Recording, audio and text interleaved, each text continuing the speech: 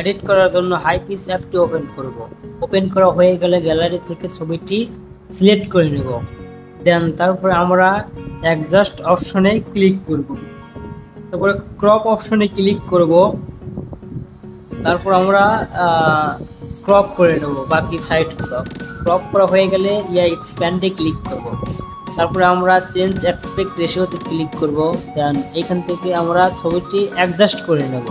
Adjust হয়ে গেলে আমরা ওইখানে ডেসক্রিপশনে লিখতে পারি, আপনাদের পছন্দ অনুযায়ী কিছু লিখে দিবেন। আমি এটা লিখে দিলাম mountain and river and sky. তারপরে অ্যালাউ করে দেবো। তারপর আমরা এখানে জেনারেটে ক্লিক করব। এখানে 100% লোড নেবে, একটু অপেক্ষা করবেন। দেন আমাদের মাঝে এই ছিল রেজাল্ট। যেটা ভালো লাগবে সেটা চয়েস করে অ্যাপ্লাইতে ক্লিক করে দিবেন।